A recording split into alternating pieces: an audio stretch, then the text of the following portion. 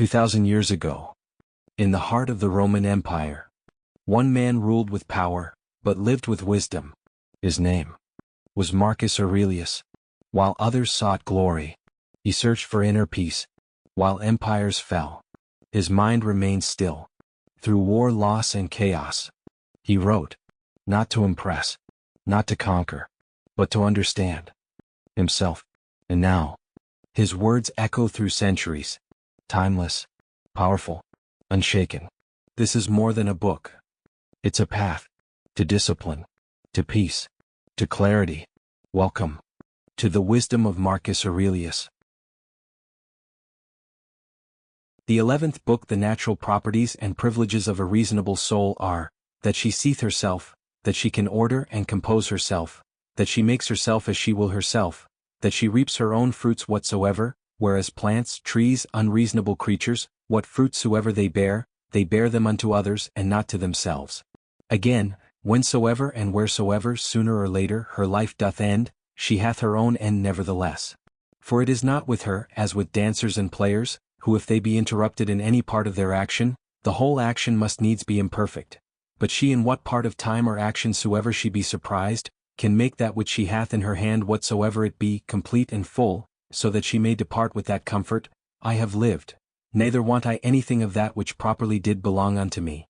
Again, she compasseth the whole world, and penetrateth into the vanity, and mere outside of it, and stretcheth herself unto the infiniteness of eternity. And the revolution or restoration of all things after a certain period of time, to the same state and place as before, she fetcheth about, and doth comprehend in herself, and considers withal, and sees clearly this, that neither they that shall follow us shall see any new thing that we have not seen, nor they that went before anything more than we, but that he that is once come to 40 can in a manner see all things, both past and future. As proper is it, and natural to the soul of man to love her neighbor, to be true and modest, and to regard nothing so much as herself, which is also the property of the law, whereby by the way it appears, that sound reason and justice comes all to one, and therefore that justice is the chief thing, that reasonable creatures ought to propose unto themselves as their end. A pleasant song or dance, the pancratius exercise, sports that thou art wont to be much taken with, thou shalt easily contemn. If the harmonious voice thou shalt divide into so many particular sounds whereof it doth consist, and of every one in particular shall ask thyself, whether this or that sound is it that doth so conquer thee. For thou wilt be ashamed of it. And so for shame, if accordingly thou shalt consider it, every particular motion and posture by itself, and so for the wrestler's exercise too. Generally then, whatsoever it be besides virtue, and those things that proceed from virtue that thou art subject to be much affected with, remember presently thus to divide it, and by this kind of division, in each particular to attain unto the contempt of the whole. This thou must transfer and apply to thy whole life also. That soul which is ever ready even now presently from the body, whether by way of extinction or dispersion, or continuation in another place in a state to be separated, how blessed and happy is it! But this readiness of it, it must proceed, not from an obstinate and peremptory resolution of the mind, violently and passionately set upon opposition as Christians are wont, but from a peculiar judgment, with discretion and gravity, so that others may be persuaded also and drawn to the like example, but without any noise and passionate exclamations. Have I done anything charitably? Then am I benefited by it? See that this upon all occasions may present itself unto thy mind, and never cease to think of it. What is thy profession? To be good. And how should this be well brought to pass, but by certain theorems and doctrines, some concerning the nature of the universe, and some concerning the proper and particular constitution of man. Tragedies were at first brought in and instituted, to put men in mind of worldly chances and casualties, that these things in the ordinary course of nature did so happen, that men that were much pleased and delighted by such accidents upon this stage, would not by the same things in a greater stage be grieved and afflicted. For here you see what is the end of all such things, and that even they that cry out so mournfully to Cytheron, must bear them for all their cries and exclamations as well as others. And in very truth many good things are spoken by these poets, as that is an excellent passage. But if so be that I and my 2 children be neglected by the gods, they have some reason even for that, etc.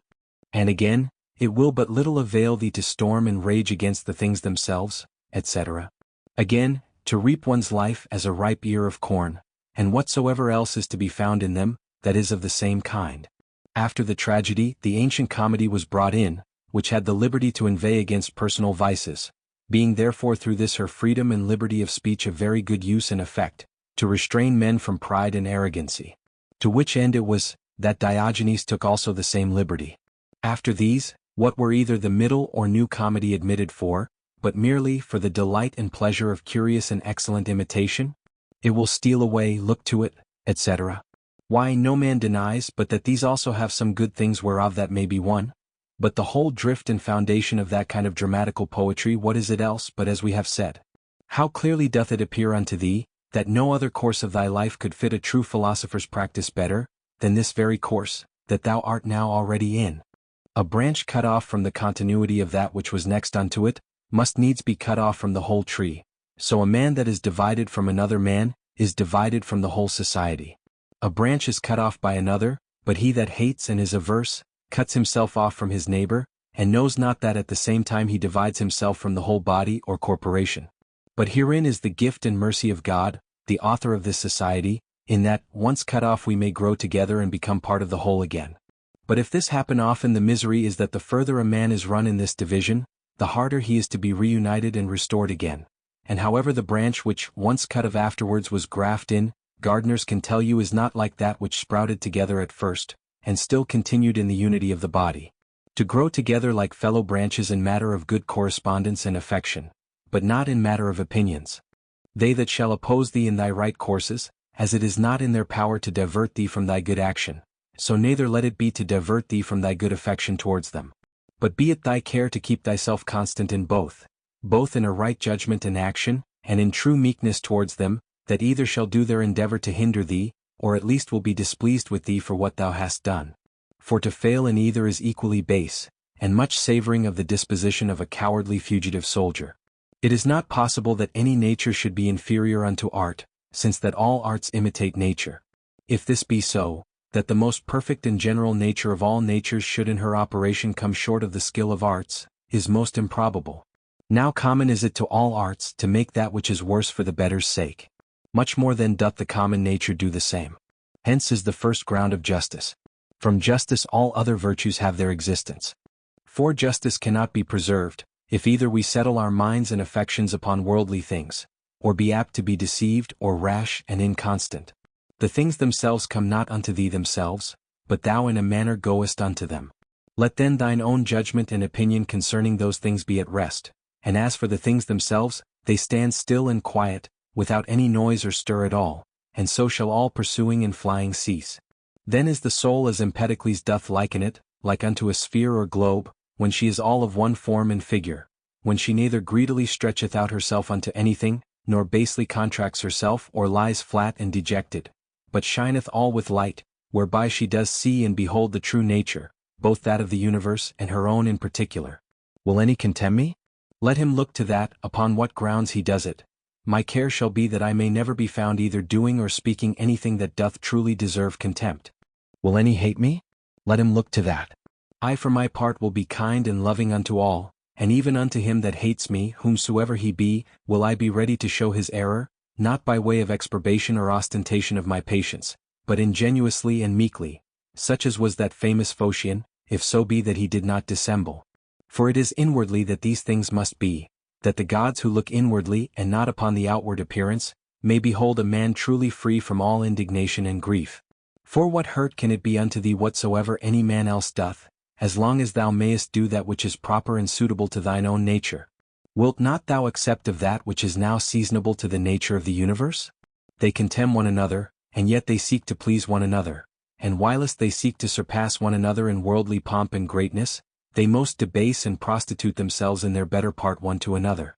How rotten and insincere is he, that saith, I am resolved to carry myself hereafter towards you with all ingenuity and simplicity. O man, what doest thou mean?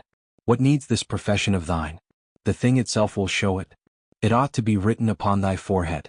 No sooner thy voice is heard, than thy countenance must be able to show what is in thy mind, even as he that is loved knows presently by the looks of his sweetheart what is in her mind. Such must he be for all the world, that is truly simple and good, as he whose armholes are offensive, that whosoever stands by, as soon as ever he comes near him, may as it were smell him whether he will or no. But the affectation of simplicity is nowise laudable. There is nothing more shameful than perfidious friendship.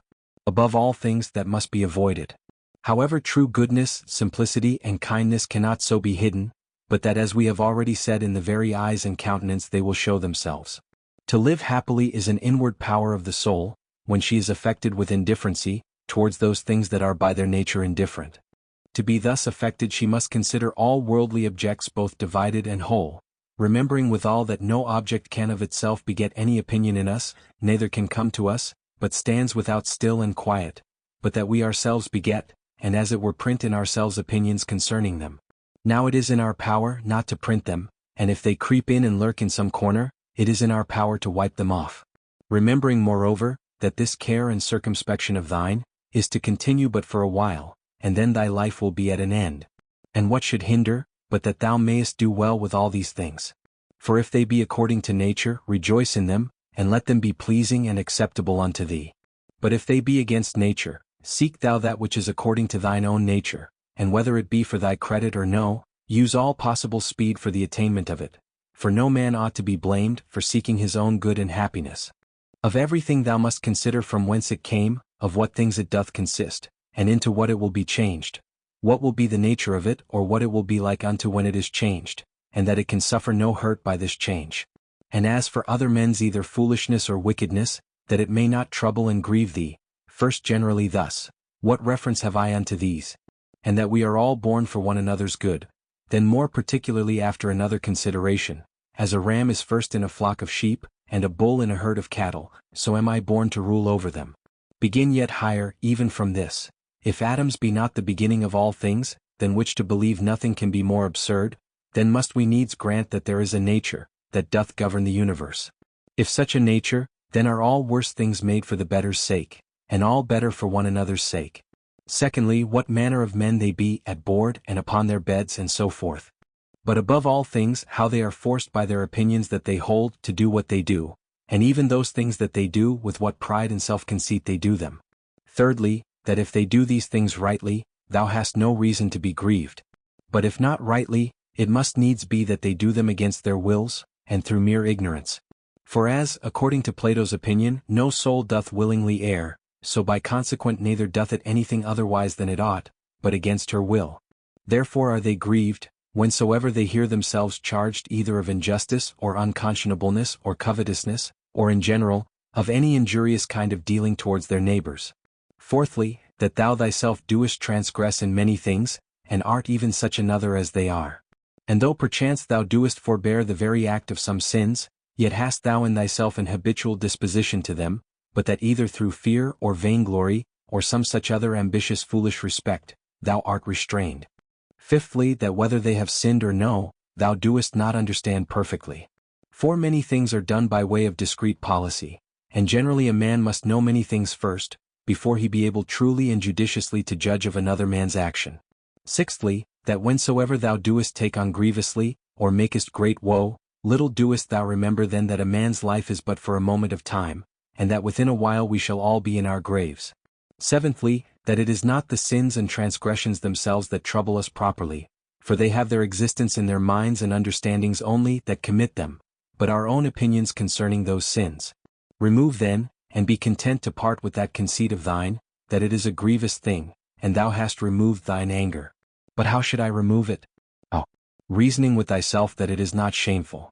For if that which is shameful be not the only true evil that is, thou also wilt be driven whilst thou doest follow the common instinct of nature, to avoid that which is evil, to commit many unjust things, and to become a thief and anything that will make to the attainment of thy intended worldly ends.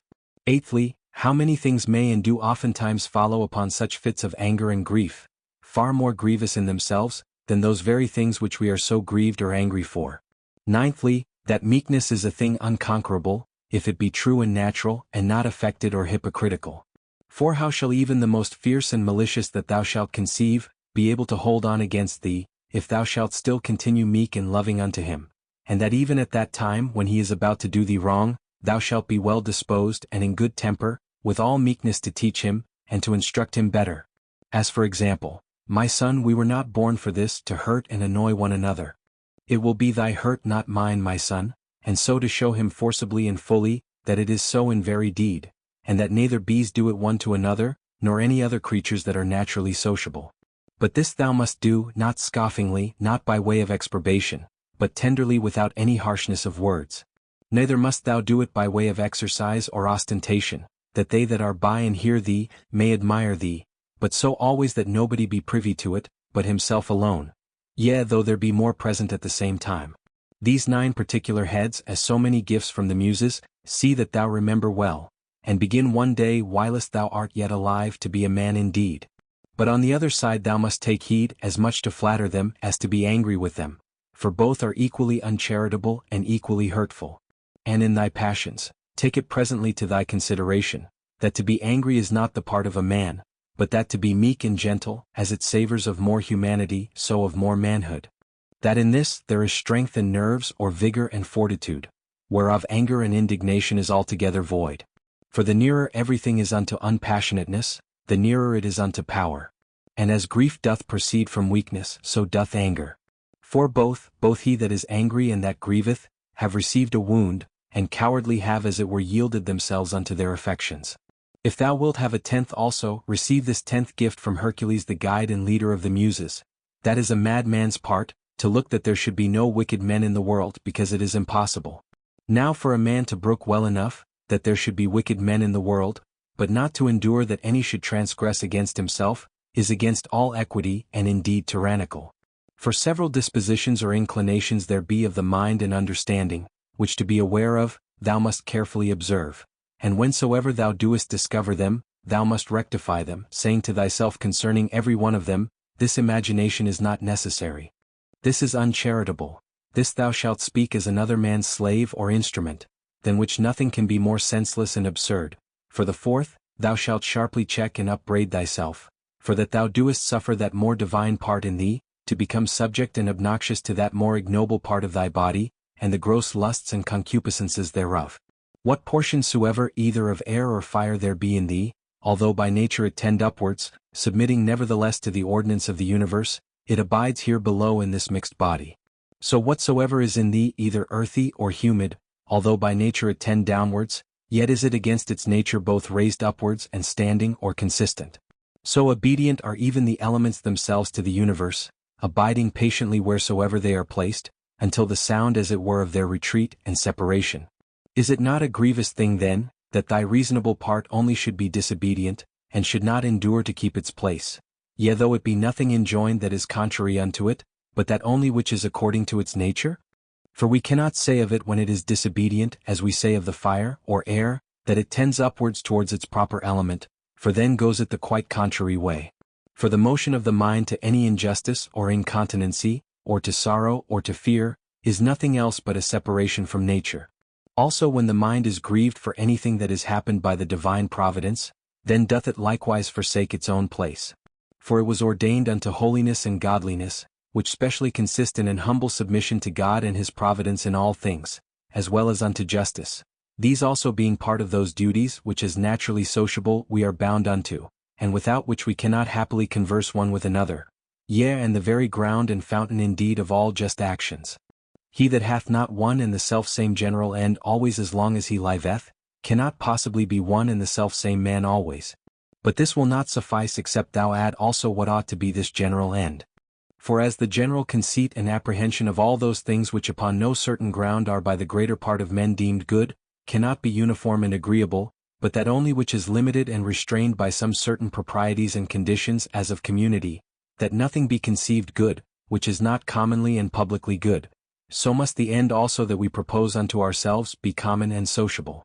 For he that doth direct all his own private motions and purposes to that end, all his actions will be agreeable and uniform, and by that means will be still the same man. Remember the fable of the country mouse and the city mouse, and the great fright and terror that this was put into.